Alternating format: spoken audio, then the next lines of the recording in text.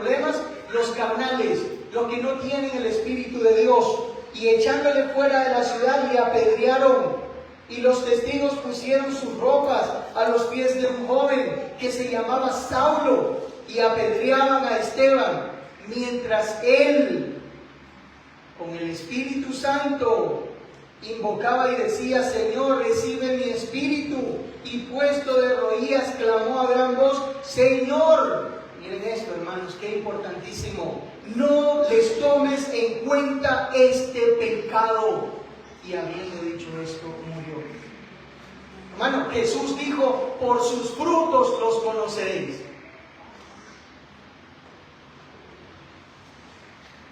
¿Cómo resuelvo yo los conflictos? Con odio, con venganza, con injurias. ¿Sabe lo que hicieron esta gente? Buscaron testigos falsos que acusaran a Esteban. Así como buscaron otros testigos en otros casos. Con el Señor Jesús buscaron testigos falsos también.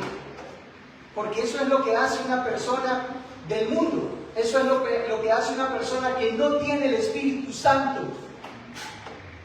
Injuria a la otra persona, critica, inventa chismes, habla mal de esa persona. Eso no lo hace el Espíritu del Señor, hermanos. Eso lo hace la carne.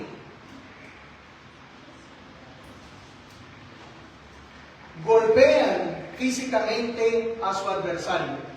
Esa es la forma en cómo el mundo y la carne resuelve los problemas. Hermanos, y nuevamente quiero hacer énfasis que esto no es, sí me hablo y me refiero mucho al mundo, pero sucede dentro de la iglesia, porque a veces no estamos llenos del Espíritu Santo del Señor. Una iglesia en Nicaragua, Las Mercedes se llama, al final sufrió una división. Miren, Dios me libre, hermanos, de ser yo el causante de dividir el cuerpo de Cristo. Yo puedo llegar a tener una diferencia con mi hermano. Él puede pensar de una manera y yo de otra. Pero Dios me libre de ser el causante de dividir el cuerpo de Cristo. Jamás. Y en esta iglesia pasó algo insólito. Se agarraron a golpes los hermanos. Hermanos, así como el mundo, así como vemos en las noticias, en una congregación con siervos hechos a la imagen de Dios, se agarraron a golpes. Y la iglesia terminó dividiéndose.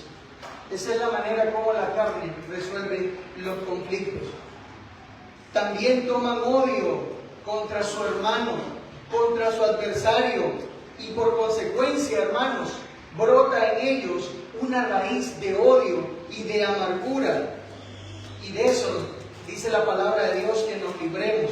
En Hebreos capítulo 12, versículo 15, nos aconseja la palabra del Señor: miren bien, no sea que alguno deje alcanzar la gracia de Dios, que brotando alguna raíz de amargura os estorbe y por ella muchos sean contaminados. No sea que haya algún fornicario o profano como Esaú, que por una sola comida vendió su primogenitura. Hubo un conflicto entre esos dos hermanos. ¿Y cómo quería resolver el conflicto Esaú? Matando a su hermano. Lo quería matar, dice la Biblia. Nuevamente, ya hablamos de cómo solucionan los conflictos el mundo o la carne en ese sentido. Pero se crea una raíz de amargura, de odio en contra de un hermano o de una persona. Se cae, ¿saben qué, hermanos? Se cae en la murmuración. Dice Santiago capítulo 4 versículo 11: hermanos, no murmuréis los unos de los otros. El que murmura del hermano y juzga a su hermano, murmura de la ley y juzga a la ley. Pero si tú juzgas a la ley, no eres hacedor de la ley, sino juez. Y yo le pregunto, ¿quién es el juez entre nosotros? Nadie. El juez que tenemos por juez es Dios, es Cristo. Pero yo no soy por juez, ni estoy por juez. Y porque a veces queremos actuar así, entonces. ¿Saben por qué? Porque estamos más llenos de la carne que del Espíritu del Señor. Porque así es como la carne resuelve los conflictos. ¿O no le dijo el apóstol Pablo a los mismos Corintios en el capítulo 13, primera carta a los Corintios? Fíjense bien, hermanos, no lo digo yo, lo dice la palabra del Señor. En primera los Corintios, en el capítulo 3, versículos 1 en adelante, miren cómo les dice el apóstol Pablo a estos hermanos. De manera que yo, hermanos, no puedo hablarles como a espirituales, no puedo hablarles como a personas llenas del Espíritu Santo del Señor, no, sino como a carnales, como a niños en Cristo. Les di de beber leche y no vianda, porque aún no eran capaces, ni son capaces todavía, dice el apóstol Pablo. Pablo, pero ¿por qué nos llaman carnales? Versículo 3, porque aún sois carnales, pues habiendo entre vosotros celos, contiendas, pleito, disensiones, no son carnales, no andan como hombre, no actúan como un hombre sin el Espíritu de Dios. Si usted ve a un hermano peleando, discutiendo, ofendiendo, no es por el Espíritu del Señor. Y eso, hermano, tiene que quedar muy claro. Muy claro. Nuevamente, por eso Jesús dijo, por sus frutos los conoceréis. Se habla mal del hermano, se habla mal del prójimo, se inventan chismes para desacreditar a otra persona. ¿Qué fue lo que dice Santiago? En el capítulo 1, versículo 26, dice: si alguno se cree religioso entre vosotros y no refrena su lengua, sino que engaña su corazón, la religión del tal es vana. Así es sencillo, hermanos. Y esto es como una bola de nieve. Luego se cae en hipocresía y se llega a tener a un enemigo oculto. Ustedes han oído los dichos que dicen juntos, pero no revueltos. Yo les decía el día de ayer en una iglesia en Nicaragua, Santana, los que se sentaban a este lado no le hablaban a los que se sentaban a este lado. Y hay de ti, si te sientas a este lado, entonces estás en contra de nosotros. ¿Cómo puede ser eso posible? ¿Cómo puede ser posible oír de la boca de un siervo de Dios: lo mastico pero no lo trago a ese hermano? No puede ser así. ¿Qué fue lo que dijo Jesús en Mateo capítulo 23, versículo 24? Fíjense bien en esto, hermanos. Esto es muy interesante. Mateo capítulo 23, versículo 24. Jesús le dice a los fariseos una grandísima verdad. Desde el 23 dice: ay de vosotros, escribas y fariseos hipócritas, porque diezman la menta y el eneldo y el comino, y dejan lo más importante de la ley, la justicia, la misericordia, la fe. Esto era necesario hacer sin dejar de hacer aquello. Guías ciegos que cuelan el mosquito y tragan el camello. ¿Qué es lo que le está diciendo Jesús aquí a los fariseos? Ustedes se enfocan en pequeñeces. Lo que hacían los fariseos era que colaban el vino por si había algún mosquito que no se fuera.